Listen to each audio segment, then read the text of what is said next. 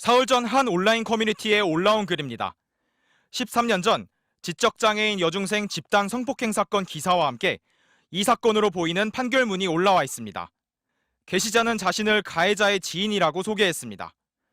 당시 고등학생 가해자 16명이 미성년자 집단 성폭행을 저지르고도 사실상 무죄라 볼 수 있는 소년 보호 처분을 받았다며 이들 일부는 이후 명문대에 합격해 초등학교 교사, 소방관 등 공직에서 일하고 있다고 비판했습니다. 해당 사건은 2010년 대전에서 일어났는데 당시에도 솜방망이 처벌이라는 비난이 일었습니다. 장애들 괴롭혀도 아무런 처벌도 받지 않고 그냥 알려지지도 않고 다 보호받을 수 있다. 이런 인식이 우리 학생들 사이에 퍼지는 게 더 위험한 거 아닌가. 재판부는 이들이 비행 전력이 없고 피해 학생과 합의를 했으며 대학 입시 등 인생의 중대기로에 서 있다는 이유 등을 들어 이들을 형사처벌하지 않고 사건을 가정법원 소년부로 보냈습니다. 약 한 달 동안 장애인 여학생을 수차례 성폭행한 이들은 결국 보호처분을 받았습니다. 보호처분의 경우 전과 기록이 남지 않아 도교육청이 정한 교원 임용 결격 사유에도 걸리지 않았습니다. 성폭행 전력이 있다고 지목된 교사 이모 씨는 모든 의혹을 극구 부인하고 있는 것으로 알려졌습니다. 네, 부인을 하고 있는데 시간이 지나면은 법적으로 대응을 하겠습니다. 교원 임용 절차에 구멍이 뚫린 것 아니냐? 학부모들은 불안감을 감추지 못합니다. 교사의 어떤 자질 문제는 인성이 최우선이라고 생각을 해요. 제가 학부모로서 굉장히 어른들이 잘못하고 있다는 생각이 많이 들고요. 수원교육지원청은 담당 장학생을 해당 초등학교에 보내 사실관계 조사에 착수했고 상급기관인 경기도 교육청도 함께 조사에 나설 것을 검토 중입니다. MBC 뉴스 변윤재입니다. 지난 5월 대전에서 지적장애 3급 여중생을 집단 성폭행한 혐의를 받고 있는 고등학생 16명에 대해 법원이 보호처분을 선고했습니다.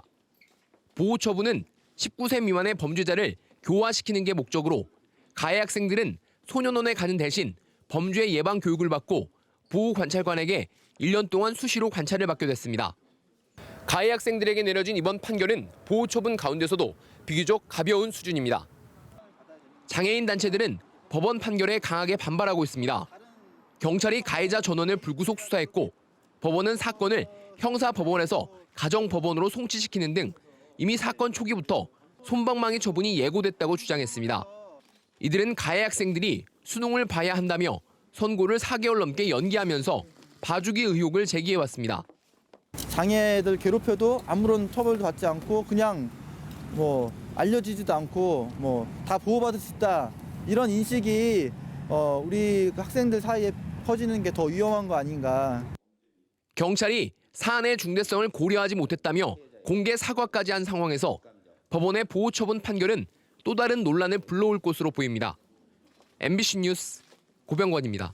자, 이 소식 함께 취재한 김민영 기자와 함께 자세한 이야기 나눠보겠습니다. 자, 김 기자.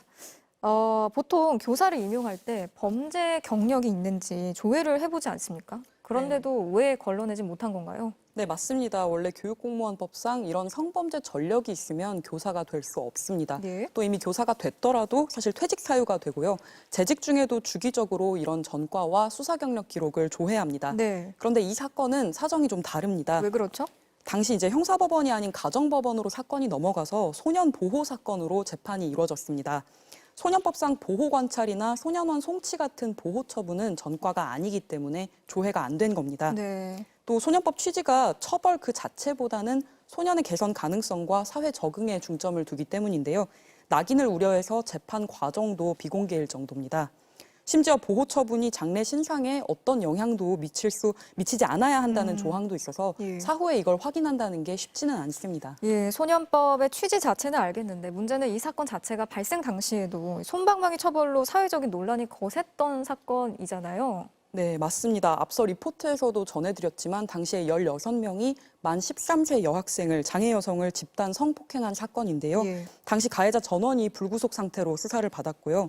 수능을 봐야 한다는 이유로 선고가 늦춰지기도 했습니다. 그리고는 끝내 보호관찰 처분에 그쳤죠. 그렇죠. 당시 한국여성단체연합이 이 사건을 성폭력 재판의 대표적인 걸림돌 사례로 뽑기도 했고요. 경찰, 검찰의 법원까지 시민들 항의가 빗발치기도 했습니다. 예.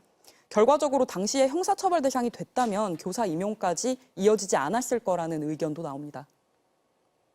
소년 보호 처분을 받을 게 아니라 형사재판을 받았어야 될 사건 같기도 하고요. 지금 그럼 교육청은 어떤 조치를 준비하고 있습니까? 혹시 임용을 취소할 수도 있는 건가요? 교육청은 현재 사실관계를 확인해서 감사에 착수한다는 계획입니다.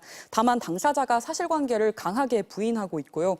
임용 전에 일어난 일이다 보니 뚜렷한 조치를 하는 데는 한계가 있을 걸로 보입니다. 네. 그래서 앞으로는 보호 처분을 받았더라도 학교폭력이나 성범죄 같은 반사회적 범죄를 저질렀다면 진로를 제한하거나 취업 과정에 고려가 될 수 있도록 해야 한다는 의견도 나옵니다. 네. 제도 개선이 필요해 보입니다. 자, 김민영 기자 잘 들었습니다.